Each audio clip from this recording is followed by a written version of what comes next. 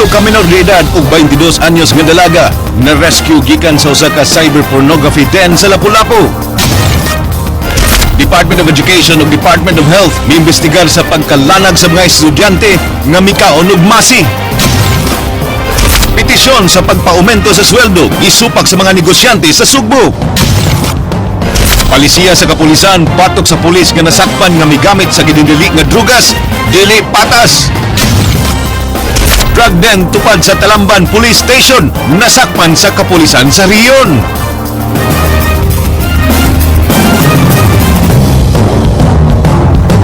May hapon Sugbo Kabisayan, aniya ng mga balita uban ang kinatibukang puwersa sa News 5 Cebu. Karong adlaw Huwebes, petsa 13 sa buwan sa Agosto, tuig 2015, ako si Glenn Soco. Amo nang ihatod ang masayong pagbalita inubanan sa mas komprehensibong impormasyon. Ako si Georgia Herrera. Gironda sa Interagency Council Against Trafficking ang tulo ka cyber pornography dens. Gikan sa duha ka barangay sa Rakbayan sa Lapu-Lapu ganihang buntag. Napulo ka mga menor de edad ug usa ka 22 anyos nga babae ang na-rescue. Ryan Sorote, Suginlimi. Bitbit sa NBI 7 ang search warrant gikan ni Judge Toribio Kiwang sa Lapu-Lapu City. Unang gireid sa Suong Uno, Barangay Mactan, ang balay ni Edita Aying. Nakuha sa NBI 7 ang computer, mga memory cards o mga resibo sa mga katransaksyon ni Edita. Gimakak ni Edita ang mga pasangil o matod niya, di lang dugay siya ng pakonek o internet. Sa mata sa publiko, yung anak buhat akong anak ko. Dugay na nga gipanid-an sa NBI 7 sa Edita, sukad na nagpayo o nag-operate pa kini og computer shop sa lungsod sa Cordova. Ana sa kustudiya sa NBI 7 ang 22 anyos nga babae nga anak sa subject nga posibleng nalambigit sa binuhatan sa iyang inahan. Giangkon ni Edita nga magdawatan sila kwarta sa langyang mauyab sa iyang anak apan wala mo ni ini ang NBI. Walay nakuha sa gihimong pag-raid sa balay ni Jeremy Pakibot nga nahimutang gihapon sa sitio Suong Uno. Sa Timpolok, Barangay Babag 2, na-rescue ang napo ka mga menor de edad sa balay ni Grace Ibanez. Upat kanila gikuha sa tunghaan ug ang unom ang naabtan sa balay diin. Na-recover ang computer ug laptop. Sagad sa mga na-rescue nag-edad og 4 hangtod 9 anyos. Gimakat ni Grace ang iyang kalambigitan sa cyber pornography. Apan matod sa inahan ini nga ang kanhibana ni Grace nga usa ka British ang nagpaluyo ni ini. Unom na katuig nga nagbuwag si Grace ug ang iyang bana tungod sa pagbuhat og malaway nga butangin sa internet. Ma'am, tinawad di ma'am? Ma'am, gamay lang kayo ma'am. Pasok. Tinawad di ma'am? Dali lang, kaya pag papasok. 6 years na sila buhat. Iyang bana mo yung nagbuhat anak. Oo. Anak, unya nakaibaw siya anak sa una ko. Oh, nakibaw siya. Iyan ang gibugan, madaot lang siya. Matod sa inahan ni Grace, wa gidakop ang iyang anak o giimbitar lang sa NBI aron himong witness sa binuhatan sa kanibana ni ini. Nahimutang luyo sa kapilya ang balay ni Grace, kinsa dunay duha ka anak ug lain ang gisabak. Ang operasyon gihimo sa Interagency Council Against Trafficking nga gilangkuban sa NBI, Department of Justice, International Justice Mission ug Department of Social Welfare and Development. Operation ng iyakan para rescue ng mga minors. Confirm po na may na-rescue po tayo, sir. Ano po? Mayroon naman. Ryan Sorote, News 5. Pasakaan og sumbong ang menor de edad nga lalaki kinsa mikawat sa 150,000 pesos sud sa usa ka sakyanan. Natino nga ang 15 anyos nga bata aduna nay hingkod nga pangisip diyang iyang gihimo ang krimen. King Perez, Suginlimi.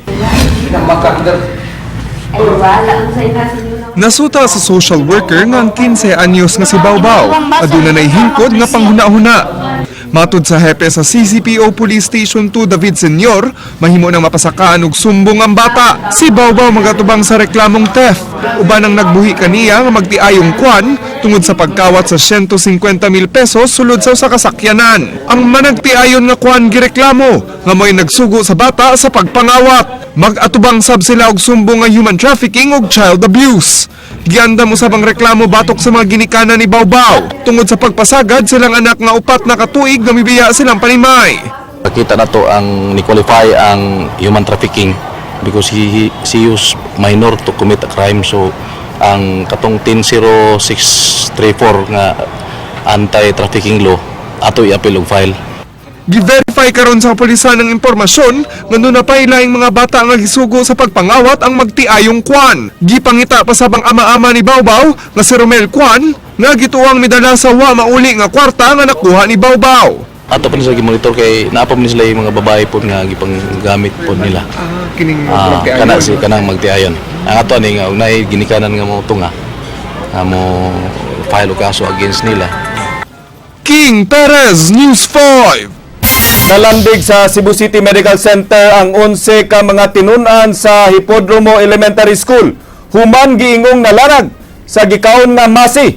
Leslie Caminado Vistil, Sugin Limi.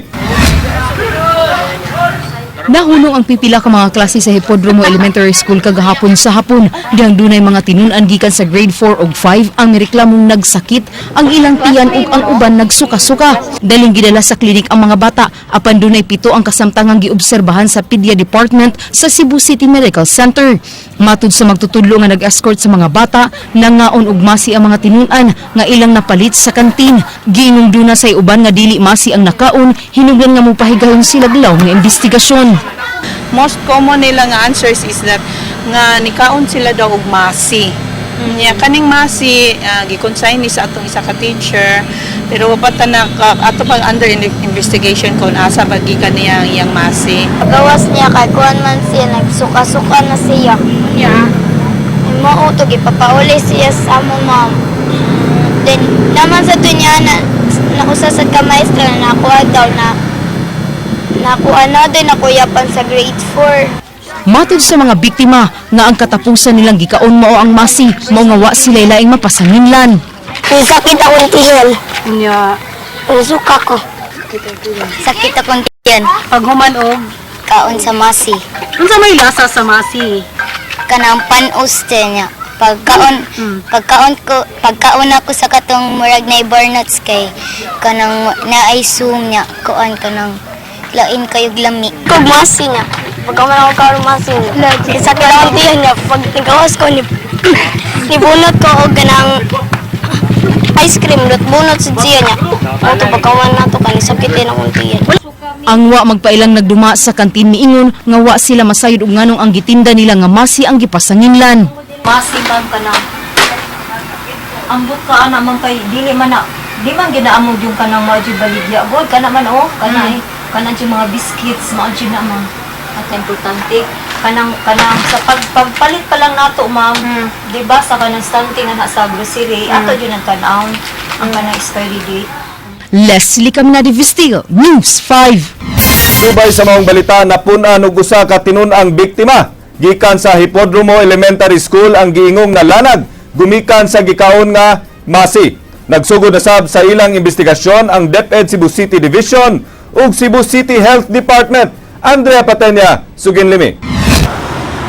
Niuban ng News 5 sa pagbisita sa mga opisyales ug nurses sa Department of Education Cebu City Division sa Hipodromo Elementary School aron imbestigaran ang giingong food poisoning nga mibiktima sa 12 ka mga tinunan. 11 ang gida sa Cebu City Medical Center kagahapon, diin tulo na lang ang na-admit, samtang dunay bag-ong tinunan nga gida sa pribadong tambalanan ganihang buntag. Matud sa principal nga si Romeo Lisondra, duha sa mga bata nakakaunog puto seko samtang usa ang nakainom og juice nga pulos gipamaligya gawas sa tunghaan. Samtang ang siyam, pulos nakakaon og masi nga gibaligya sa canteen nga gi-consign sa usa ka maestra. Nasayran nga kinumpra kini sa carbon. Matud ni Lisondra, wa na nanghid ang maong maestra nga magpasud og masi kay bugtong candies ang nalakip sa iyang consignment permit. Ang principal ug ang maestra mao ni gasto karon sa bayranan sa ospital sa mga tinunan. Buot sa taon sa DepEd kun do na bay nasupak ang tunghaan sa school canteen management policy sa DepEd aron makapahamtang silang angayang silot. Matod sa DepEd, gitugot ra ang consignment sa mga magtutudlo sa mga school canteens basta masunod lang ang mga kondisyon ubos sa ilang palisiya. Labing importante niini mao nga sigurado ang nag-consign nga limpyo ug luwas ang pagkaon nga iyang gipasud sa canteen. Gani mas maayo kung siya mismo ang nagpreparar niini inay kinumpra sa gawas.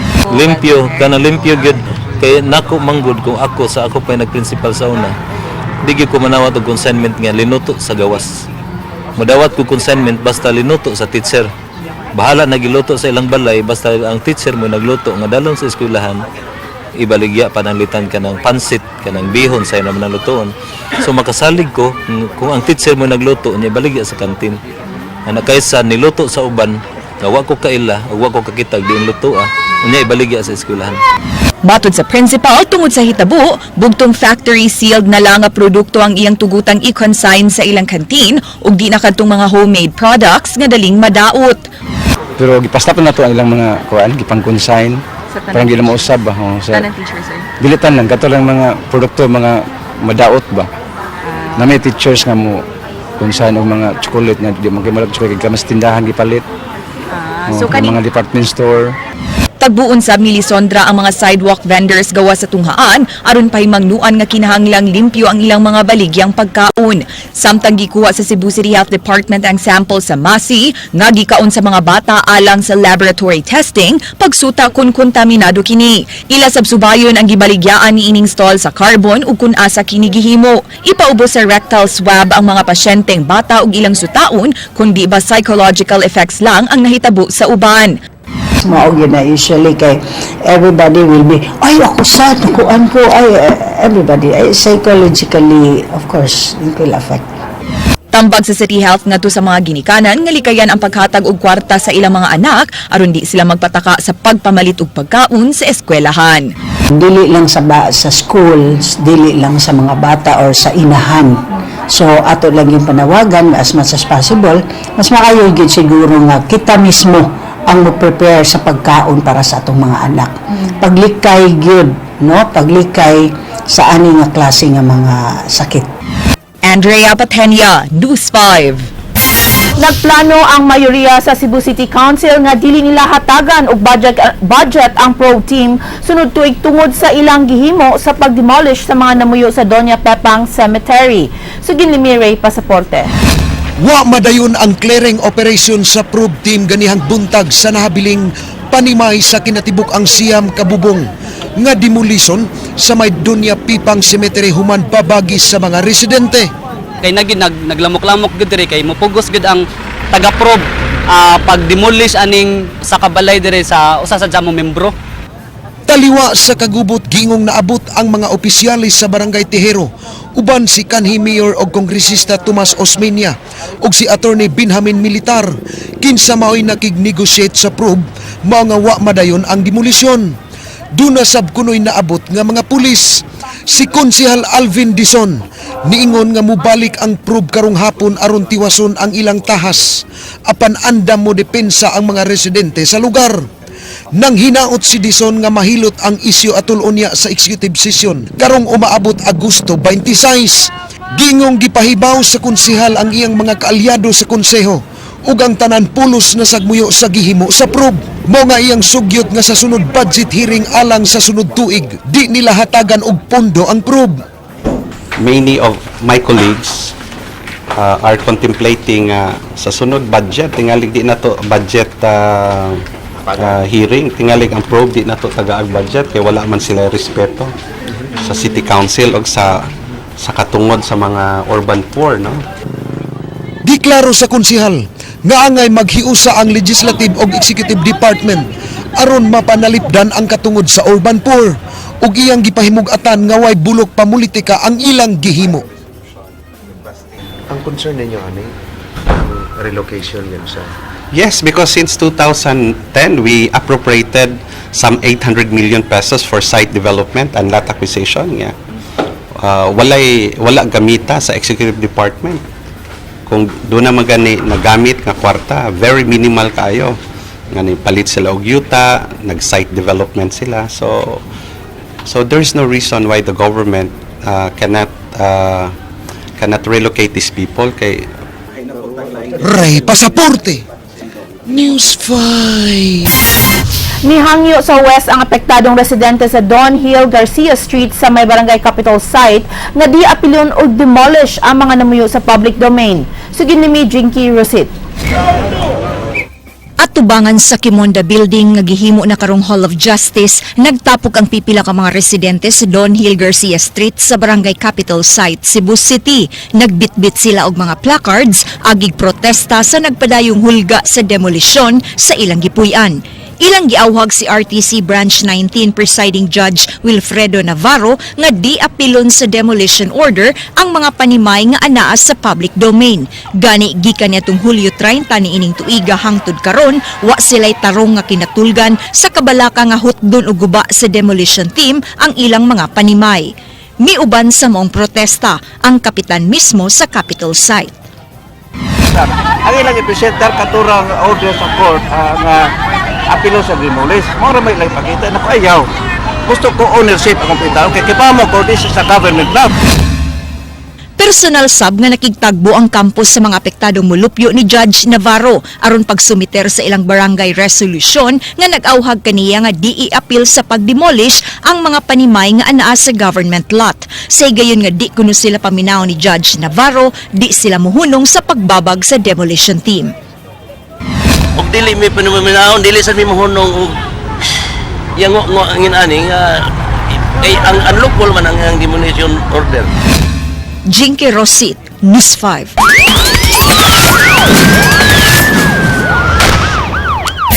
Lima ka mga lalaki na dakpan tungod sa pagpamaligya og nubahin sa barangay Talamban. Ang balay sa sospek naghihimo usab nga usa ka drug den tupad lang sa Talamban Police Station. King Perez, Suginlimi. Nagmalampuson ng Criminal Investigation and Detection Unit 7 pagronda sa usa ka tigbaligya og Nubain ampules sa barangay Talamban kagabi. Nindakpan nila si Ayan Tansinko, 40 anyos, pinagi sa buy-bust operation.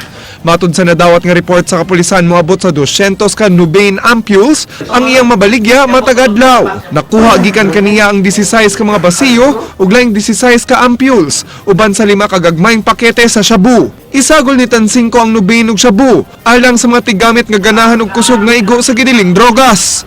Dito dito. Dayon, namaligya ka. Nagsibiling ka. Ibili dito. Naatlansab sa panimay ni Tansinko ang 4 ka mga lalaki nga nagamit og naghupot og gidiling drogas nga silang si Richie Ong, Joseph Lopez, Jesus Tansinko ug Franz Saniza. Pusok sa bagal. Ingoro man gyud man tanong 40 metros lang ang gilayon sa panimay ni Tansinko gikan sa Talamban Police Station. Dugo lang din siya, pero ang among coordination nag-reveal na there were also operations conducted by the Talamban Police. Pero di na sila, maglisod na sila pag-conduct of another police operation without the cooperation or without the help of CIDG. King Perez, News 5. Gi-question karon ang palisiya sa kapulisan batok sa mga pulis nga nasakpang tigamitan og gidili nga drugas. Adunay mga pulis nga gitaktak dayon gikan sa ilang mga unit ug ang uban nagpabilin lang gyapon samtang giatubang nila ang sumbong administratiba. Mubalik si King Perez. Dunay mireklamo kung nganong nakabalik sa Regional Police Special Operations Group ang duha ka mga pulis nga nagpositibo sa paggamit og gidiling drogas. Inay madismiss gikan sa serbisyo. Ang duha mao sila si SPO1 Richard Valencia ug PO3 Eric Otida. Apan matud ni Regional Police Director Prudencio Tom Banyas, wa pay final judgment sa mga reklamong administratiba nga giatubang sa duha ka pulis. Nagpabilin sa pagtrabaho sa Arsog ang duha ka pulis samtang padayon pa ang investigasyon sa mga reklamo. I cannot remember. I will ask our investigating bodies to check on it. Ang reklamo mitumaw human gitangtang gikan sa iyang unit si P1 Ronald Sakan tungod sa paggamit og gidiling drogas ug nagatubang og kasong administratiba. Wa pa sab madawat ni Banyas ang formal report gikan sa Dumanhog Police kabahin sa nasakpang pulis. Nakakahiya talaga. Nakakahiya talaga, siyempre. Gawa sa mga pulis nga nasakpan nga migamit og gidili nga drogas, dunay tulo ka mga pulis nga nakig-inom uban ang giila nga drug personality nga si Sugar Ray Naveo. Sa tulo ka mga pulis si PO3 Nelson Mendaros lang ang gibalhin sa Provincial Police Office ug ang mibadlong silang pakig-inom nga si SPO2 Jose Repompo. Gipahinumduman ni Banyas nga dili mahimong lawbreaker sa mga pulis ug ang mga station commanders may mangunay sa pagdisiplina kanila. Matud ni Banyas nga nabiyaan nila ang paghimo og surprise drug test sa kapulisan tungod sa ilang anti-illegal drug operations ug APEC meetings diri sa Sugbo. Pero lately, medyo nag-focus tayo sa operations. So, hindi na rin natin natutukan talaga. And right now, we're also in the midst of our preparations for APEC. Kaya medyo hard up din. King Perez, News 5.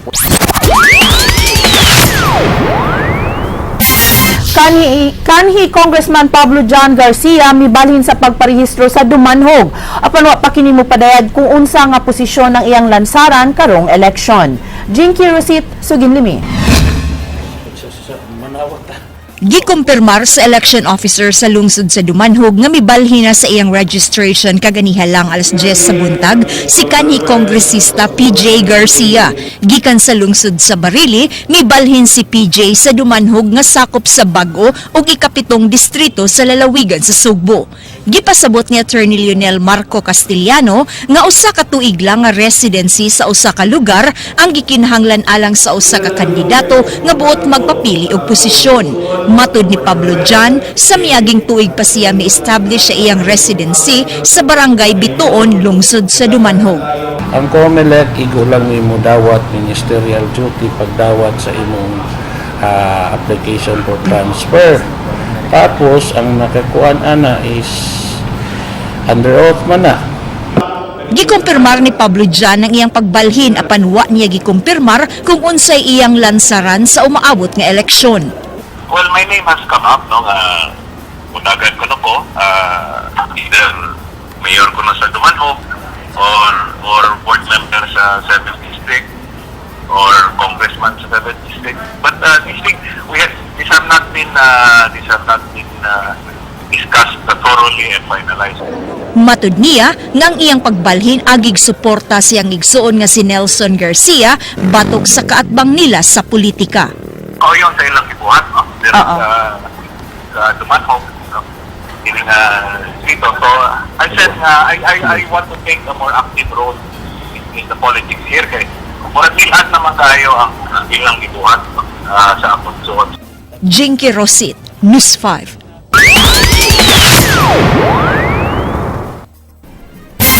Subling gibarugan sa mayoriya sa konsehal sa siyudad sa Sugbo ang ilang gihimo nga pagpangayo og legal opinion sa DILG pinasubay sa Local Government Code kabahin sa legality sa bidding sa mga luna sa South Road Properties. Sa press conference nga gipatawag sa siyam sa napo ka mga konsehal ganihang udto, sila nagkanayon nga usa ka legal ug seryoso nga butang ang gikinahanglang tunan. Ilang girespeto ang statement sa DILG ilabi na ang transaksyon sa SRP nga mobalor og 16 billion pesos. Subay sa Local Government Code, ang City Council mao'y final approving authority sa maong transaksyon. Matod sa mga konsehal, wa sila'y pagsupak o dako silang uyon nga mahalin ang luna sa SRP basta yagi lang sa hustong proseso.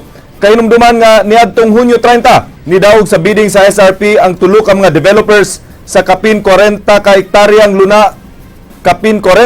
hektaryang luna sa SRP nga niabot og 16 bilyones pesos. We are not against this sale outright. We just want to make sure that the sale is done properly and without doubts. Thank you for coming. Sa public hearing gipahigayon alang sa duha ka mga petisyon sa pag-increase sa minimum nga sweldo sa Central Visayas. Mga representante sa industry sector supak sa pag-umento sa sweldo. Andrea Patenya, Suginlimi. Among gipangayo nga unta ang usab na ang petition kung naman gani maporto in favor sa mga workers. 145 pesos nga aumento sa inadlaw nga minimum nga suhulan ang gipangayo sa Alliance of Progressive Labor, samtang 92 pesos nga aumento ang gipangayo sa ALU-TUCP. Matod sa duha ka grupo, ang agyan nga batasan na ang suhulan kay nagkamahal ang presyo sa mga palaliton, utility bills ug tuition fees. Gihatagan og gigayon nga mupadayag sa ilang mga habig ang mga representante sa industry sector ug silang tanan misupak sa duha ka wage increase. Si Fred Escalona, ang Executive Director sa Confederation of Philippine Exporters Cebu, nanawagan nga mo-issue ang wage board ug moratorium sa wage increase sa export sector. Matud niya, alkansi ang export industry sa rehiyon karon tungod sa red tape. Sugyot niya nga inay patasan ang suhulan. To spend their money on training the unskilled workers in their employ so that these employees can level up and contribute effectively to their respective companies' profitability and productivity. Ang Hotel Resort and Restaurant Association of Cebu miingon nga di angay patasan ang sweldo karon kay bag-o pa man kining giumentuhan og 13 pesos ni atong miaging tuig. Gani taas na kuno ang minimum wage sa Pilipinas kun itandi sa ubang mga nasod sa Asia ug kung maaprubahan ang wage increase, mo menos usab ang job opportunities. A dramatic increase in the wage will significantly impact opportunities for employment, especially in the hospitality industry. Si Robert Go sa Philippine Retailers Association nagkanayon nga mohinay og samot ang ekonomiya sa nasod kung patasan ang sweldo kay di maka-afford ang mga manufacturers niini. And we have become a net importer of finished goods. What does that mean? Your employment has gone to Thailand, has gone to Malaysia, has gone to Indonesia. Because they are not produced here anymore. Why? Because our wages is just too high. Samtang ang Chambers of Commerce and Industry sa Siquijor, Bohol, Cebu ug Mandaue City supaksab niini tungod sa nagkahinay nga ekonomiya sa maong mga lugar. Cost of import and export of goods and services would be passed on to consumers in the event the petition for minimum wage increase is approved. Tubag sa labor groups, dili wage increase ang ilang gipangayo kundi adjustment lang sa purchasing power sa publiko. Buot nila nga mangayog kopya sa position paper sa business sector aron matubag nila ang mga issues nga gigamit niini. Kini si Dennis Derrigue sa partido ng Manggagawa, way kahadlok nga mipaibaw nga buot niyang bungkago ng RTWPB at tubangan mismo sa wage board members apan ang hinaot kini nga niining higayon, di na unta nila dapigan ang mga negosyante. Kami sa PM unta nanawagan nga bungkagong na mo kay walay relevance unta ni. Pero hopefully nga this time around under the leadership of Secretary Sarcauga ay mabalance jud. Director Sarcauga, mabalance jud, dali na promote. Mabalance jud yung interest ng labor ug capital. Tubag ni Philip Tan, representante sa management sector sa RTWPB7, nga di unta sila maoy angay basulon sa kawadon sa mga mamumuo kung di ang gobyerno. We have to be well-balanced sa atong analysis ba? Kutob pa karong Agosto 26 mudawat ang RTWPB7 sa position papers kabahin sa wage increase petition. Paningkamutan nilang na makakabuot og desisyon sud sa 45 ka adlaw. Andrea Patenia, News 5.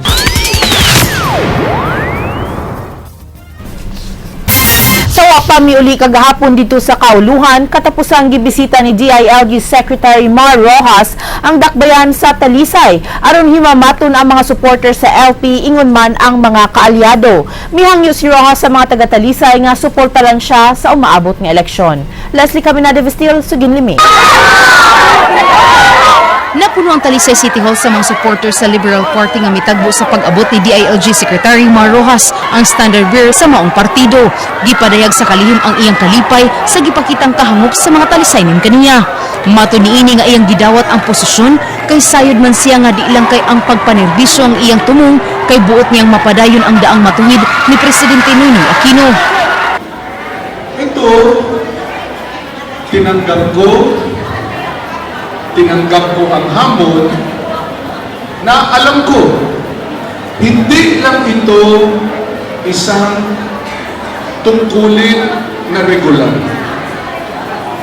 Kasama sa kanyang pagpasa nitong tungkulin na ito, ang mga pangarap ng bawat isa sa inyo na nagtitiwala sa daang matuwid at nangangarap na magpatuloy ang daang matuwid.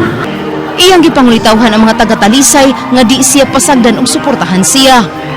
Nandito ako para hingin formal na mamanhikan ako sa inyo.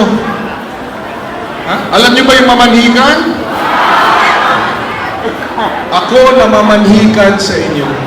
Hinihingi ko ang inyong tulong. dahil itong tatahakin nating daang matuwid na ito ay nangangailangan na magkasama tayo. Nang hinaot si Governor Junjun Davide nga magkahiusa silang tanang taga-liberal aron ligon ang suporta alang kang Rojas, ilabi na ang sa Talisay nga dunay kasungian. Si 1st District Congressman Samsam Gulyas miingon nga wa siya problema sa mga plano sa lokal, apan una nilang buhaton mo ang pagsuporta ni Rojas. Impossible, nothing's impossible. Don't ever give up hope. No. You know, muna kanang it's a free country.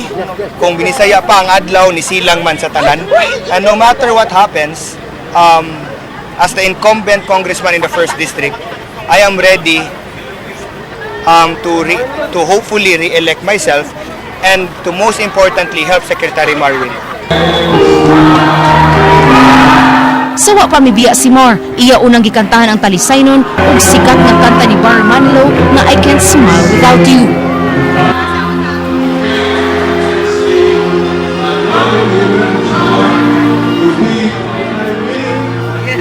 Leslie Caminada Vistil, News 5. Mga tigbalita dinhi sa Sugbo gipang sapot sa gibuhat sa staff ingon man kang DILG Secretary Mar Rojas kagahapon dihang gipahuwat sila og dugay apan wa gyud kini magpa-interview kanila. Jinky Rosit, Sugin Limi. Mr. Philip, sa atong mga municipalities, Human sa tibok adlaw nga pagbisita ni DILG Secretary Mar Rojas sa dakbayan sa Sugbo ug Talisay kagahapon, nagbaha dayon ang mga pagsaway bato kaniya gikan sa mga tigbalita sa Sugbo. Pinaagi sa Facebook status, gihulagway sa mga tigbalita ang di maayo nga abilidad nga gipakita ni Rojas kagahapon dihang gipapaabot sila og dugay apan way nakuha nga maayong istorya gikan kaniya. Si Rojas, pinaagi sa iyang mga handlers, may padangat og imbitasyon sa Cebu Media, pinaagi sa text message alang sa Osaka whole day news coverage. Ang Capital Association of Reporters in Tri-Media Concart, usa lang sa mga grupo nga nakasaway ni Rojas. Iya untang tratuhon ang reporter not as a reporter but as a messenger sa minilyon ka mga Cebuano. Kung unsa ang iyang pagtratar sa o pagtubag sa mga issue, mapadangat na sa radyo, sa TV o sa print, o kung kuwang ang iyang tubag, kuwang sa ng balita nga magawas. Nang mutex ang iyang campus na for media coverage, unya human-human mo adto ta didto, di day pwede maka-interview. Kuan ba kayo nga nag-atang taniya unya wara di ay so wala kuwang atong mahatag sa tutong kuwang atong mahatag sa mga listeners, sa mga nananaw nato kung di siya mo atubang nato unsa giyan tuyo diri. Sa ambush interview sa standard bearer sa Liberal Party, gidili siya mga handlers ang pagpangutana kabahin sa politika mao nga wa makauyon niini ang mga tigbalita. Dapat karon ang time nga i-take advantage niya ang exposure kay sama sa survey nga nauwit siya sa survey, so dapat karon ang media i-treat pod niya maayo kay dili baya lalim nga magpaabot og pila ka oras niya. Una nang gilimod ni Rojas ngang iyang gihimo nga paglibot sa mga lugar sa nasod, wa pa kuno nagpasabot nga nangampanya na siya. Apan kagahapon atol sa Farmers Day, siya nangayog suporta sa mga mag-uuma sa umaabot nga eleksyon. Tinatanggap ko ito bilang sagradong obligasyon na magpatuloy ng tapat, wasto, at may malasakit na pamumuno tulad nitong nakaraang 6 na taon. Jinky Rosit, News 5. Mo ni karon Attorney Georgia, no, we can only expect nga karon nga magsingabot na ang filing unya election season naman gyud, no, nga magdagkadaghan na ni ang mga national figures nga mobisita diri sa Kabisayan, labi na diri sa Sugbo. Kaya kani sa natong mga kandidato, you have to be transparent, no, so that mailhan sad may bawag mo sa inyong plataporma, ang inyong karakter. Maybe he was scared that it's too early. Yeah, basin makuan siya electioneering. But anyways, I do understand, of course, because you work in the media, that if you were invited, then obviously they were expecting more than to let them wait. Mao bitaw kay dagdag mga pangutana nga angay sa batubag unya inana mailahan gyud mo og mahibaw-an ug unsa inyong mga plano sa panggobyerno unya. Ipadayag naman gyud na proclaim naman.